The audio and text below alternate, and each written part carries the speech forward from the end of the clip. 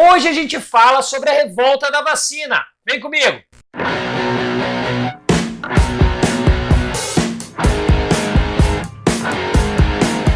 Fala, turma! Tudo certo? Hoje a gente vai falar sobre a revolta da vacina. A revolta da vacina foi abordada de uma forma relativamente superficial quando nós falamos aqui no canal sobre a biografia do Oswaldo Cruz, porque de fato não dá para falar da biografia do Oswaldo Cruz sem abordar a revolta da vacina. E hoje a gente vai falar de forma específica sobre a revolta da vacina. Mas, professor, por que a gente vai abordar de novo? Eu estou apostando muito que, em razão aí da Covid-19, de todas as polêmicas envolvendo aí, né, a elaboração da vacina, toda a disputa política que a gente está acompanhando aí em torno da vacina, né, e de movimentos favoráveis e contrários à vacinação obrigatória, é muito possível, vejo como muito provável, que o tema da revolta da vacina passe a ser cobrado nos vestibulares e também nas provas escolares, em razão, né, da relevância desse tema, que de uma certa forma, com algumas, né, claro, com as suas diferenças em razão do distanciamento histórico que nós temos nos dois fatos, eu estou apostando bastante de que esse tema tende a cair com alguma frequência. Então a gente vai abordar ele de novo e a gente vai falar sobre ele de uma forma mais aprofundada.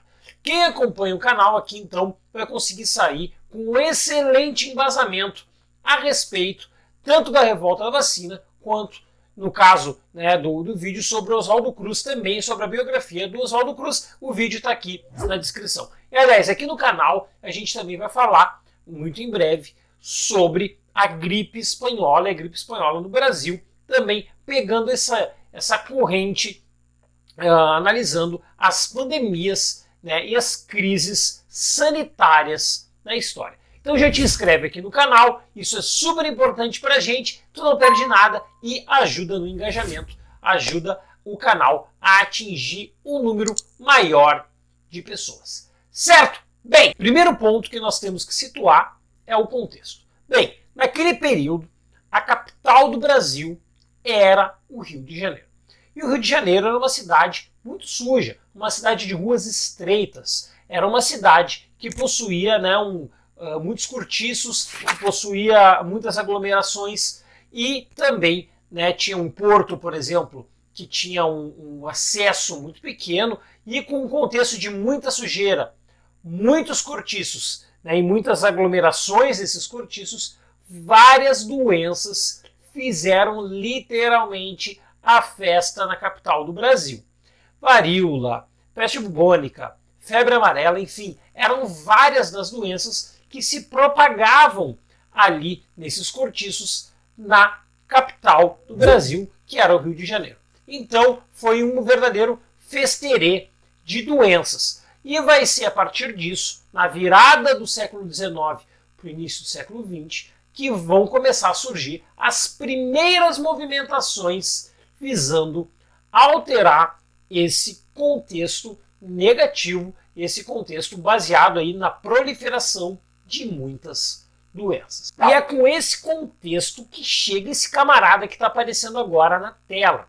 Esse camarada é o Rodrigues Alves. Rodrigues Alves, ele foi eleito presidente do Brasil em 1902. Qual vai ser um dos principais pontos do governo do presidente Rodrigues Alves?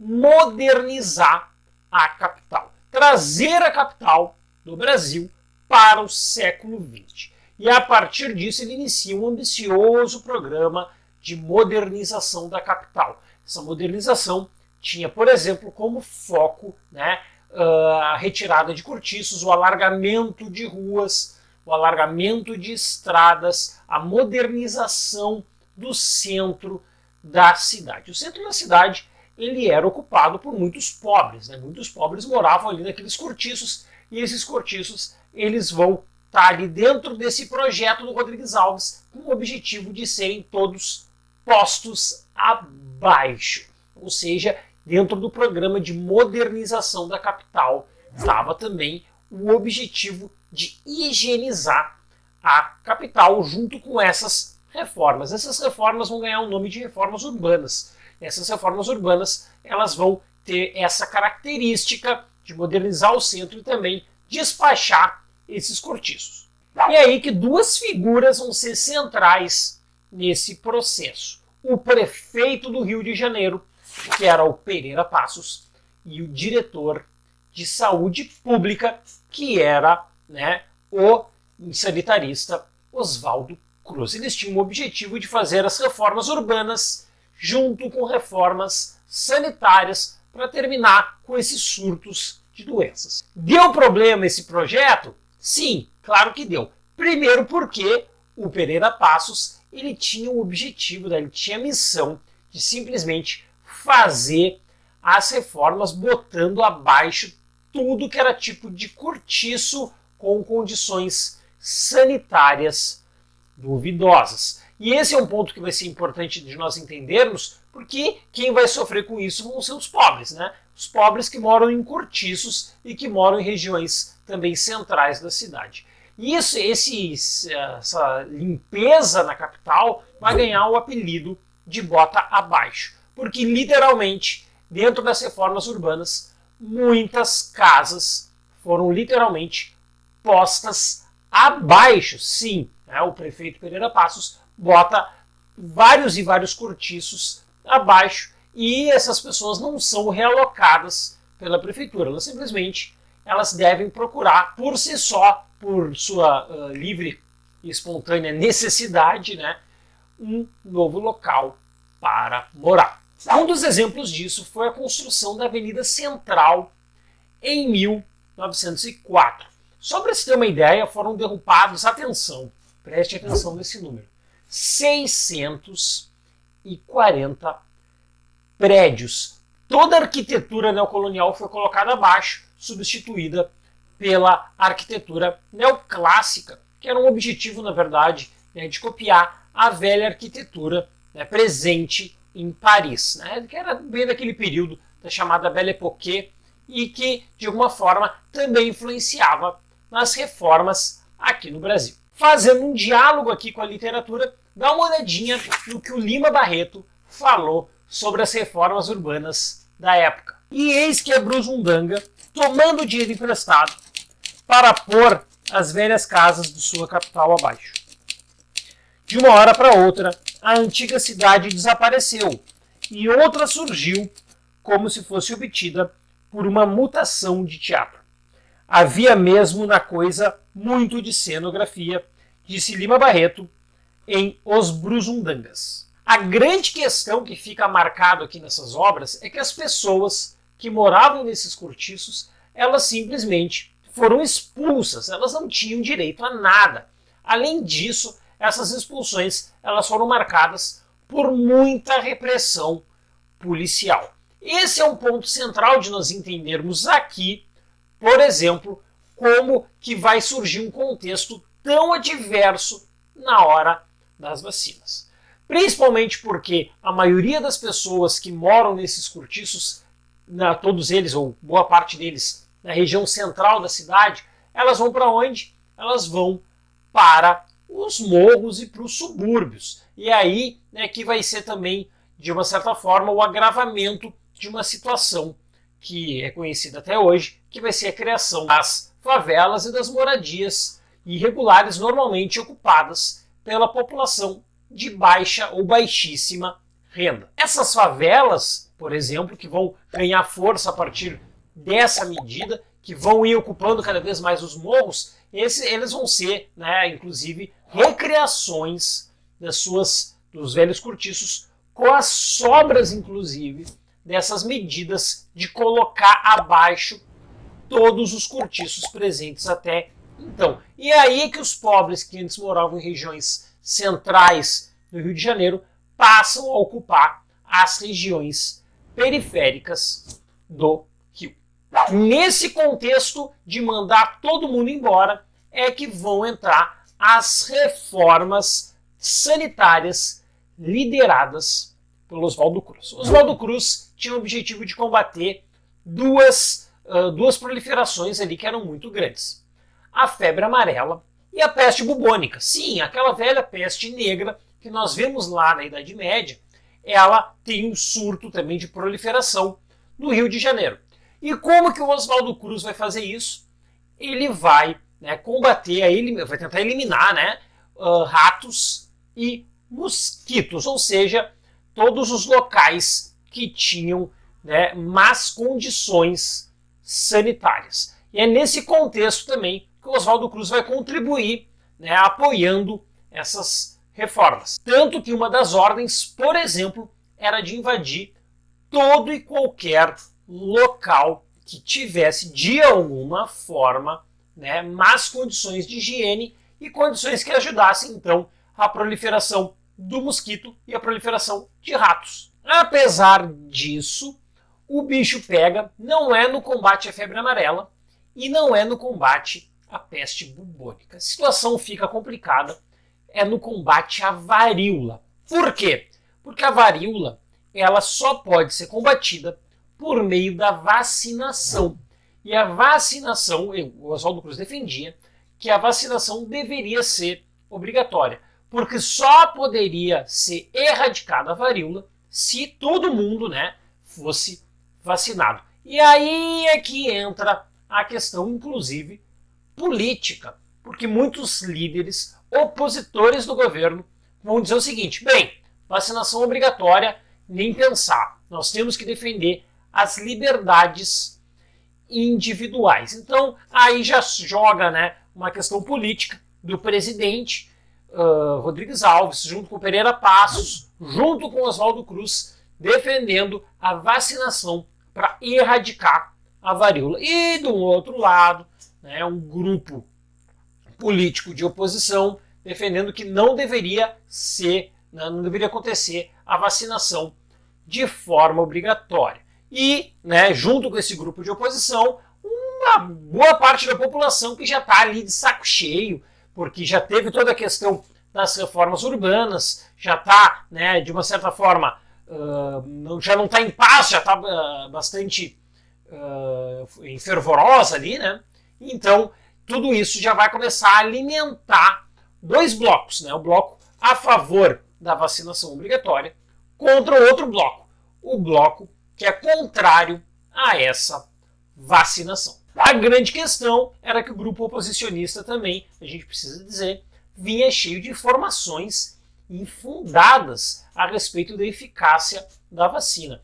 E outra coisa importante que acontecia naquele contexto eram histórias completamente inverídicas sobre a vacina, cheia de...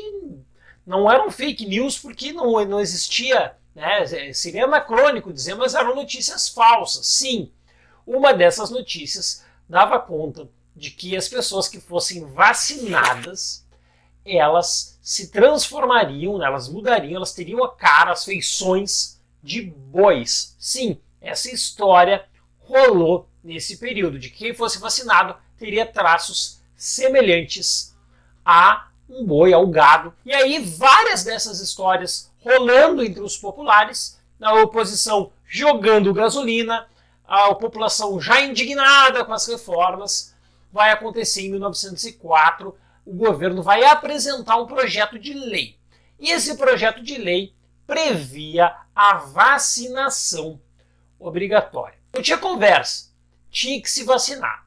Qual é o grande ponto? Bem, até já tinha uma lei que previa a vacinação obrigatória, lá ainda do período do Império. Mas essa lei não era cumprida, até porque a produção em larga escala de vacinas ela vai surgir mesmo no século XX. Então o governo tenta ratificar a obrigatoriedade da vacinação contra a varíola com um projeto de lei. A partir desse projeto de lei de 1904, o que a população vai fazer? Vai dizer chega.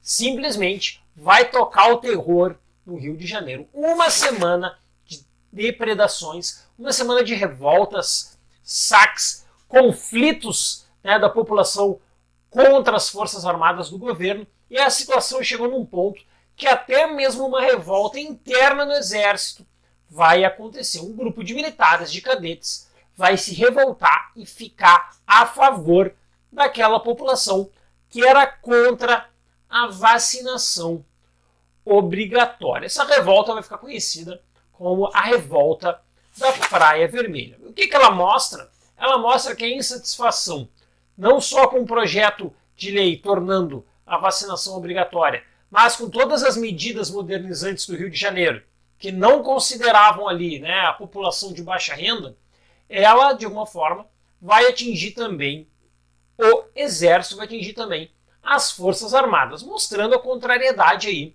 desse projeto de lei também no Exército. Inclusive, a violência foi tão grande e a crise política foi tão grande para o governo que o governo recuou. O governo transformou o projeto de lei em vacinação voluntária, ou seja, o governo ele não exigiu mais com que a vacinação fosse obrigatória. Até porque também haviam outras insatisfações populares ali. Uma delas é de que os populares achavam, né, que as pessoas, os agentes do governo que iriam fazer a vacinação, elas estavam tocando em partes do seu corpo. Isso, de alguma forma, também motivou os populares a serem contrários, né, a essa invasão, né, de uma intimidade, pelo menos que rodava no imaginário dessa população.